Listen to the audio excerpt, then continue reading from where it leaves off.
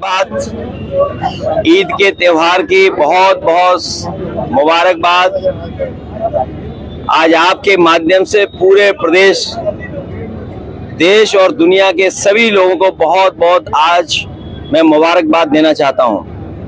ईद का त्योहार हम सब खुशी से मनाते हैं, एक दूसरे से गले मिल करके, सिवैयां खा करके, और उम्मीद करते हैं कि जिस तरीके से हम सब गले मिलकर के एक दूसरे का सम्मान करते हैं, एक दूसरे से कैसे हमारे बीच मोहब्बत बढ़े, प्यार बढ़े, लगाव बढ़े, और यही हमारे देश की खूबसूरती है कि जहाँ पर अलग अलग धर्म के, अलग अलग रास्ते पे चलने वाले लोग सब हम एक साथ मिलकर के रहते हैं। दुनिया में भारत जैसा अच्छा देश, हिंदुस्तान जैसा खूबसूरत देश कहीं नहीं है जहां इतनी जाति धर्म के लोग मिलकर के रहते हैं, त्योहार मनाते हैं, एक दूसरे से खुशियां बांटते हैं। जहां हम एक दूसरे की खुशियों में शामिल होते हैं, वहीं एक दूसरे की दुख तकलीफ में भी शामिल होते हैं। हम एक दूसरे की परेशानियों में एक दूसरे की मदद करते हैं। यही समाज हमारा इसी तरीके से बना रहे, और जब हम सब मिलकर के रहेंगे तो हमारा देश और तरक्की और खुशहाली के रास्ते पर जाएगा। आपके साहब कह रहे हैं कि जो रेस्ट्रिक्शंस लगाए गए हैं ये अब एक अनडिक्लेयर्ड इमरजेंसी है। मेरे पत्रकार साथियों, हालांकि आपको पता होगा,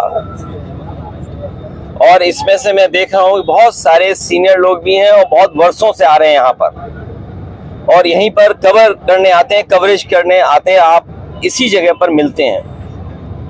कभी इतनी बैरिकेडिंग नहीं होती होगी। जब मैं आज आ रहा था तो जानबूझ करके पुलिस ने मुझे रोका। मैंने जानना चाहा कि भाई क्यों नहीं जाने दे रहे हो। पूरी बैरिकेडिंग लगा करके मुझे आधे घंटे जब बात की तब जाने दिया, बड़ी मुश्किल से, और एक गाड़ी जाने दी। और जब जानना चाहा मैंने कि आखिरकार क्यों ऐसा किया जा रहा है, तो किसी अधिकारी के पास जवाब नहीं था। आखिरकार इसको मैं क्या मानूं, क्या समझूं?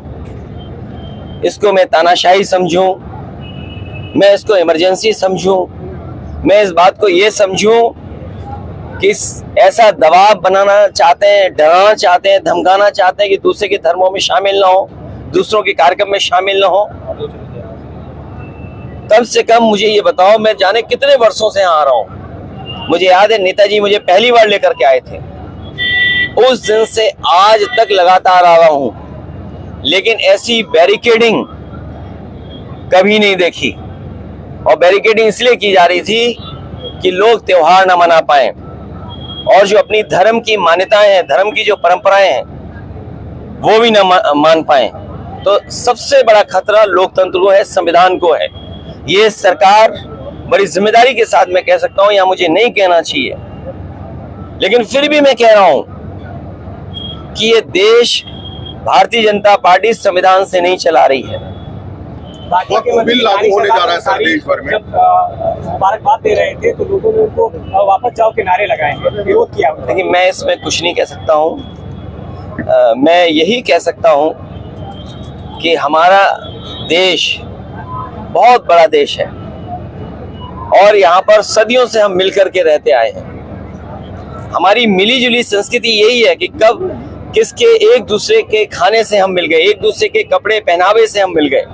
हमारी बोली भाषा, हमारा व्यवहार, बहुत सारी चीजें हमारी एक दूसरे से मिली हुई हैं, एक दूसरे से हमने सीखा है सदियों से। इसीलिए मिली जुली संस्कृति के साथ ये देश आगे बढ़े, तरक्की करे, यही सबकी कामना है, और हम सब यही चाहते हैं।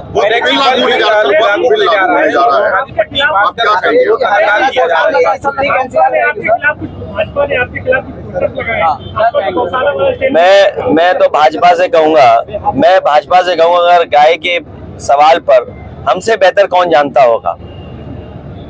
भाजपा वालों को मैं इतना कहना चाहता हूं, जो पोस्टर लगा रहे हैं, जो चैनल में डिबेट कर रहे हैं, और बड़े बड़े एंकर, ये जो बड़े बड़े राष्ट्रीय चैनल हैं जिनके एंकर बड़े बड़े बहस कर रहे हैं गाय पर, मैं सबसे कहूंगा कि गाय संरक्षण के लिए काम करें।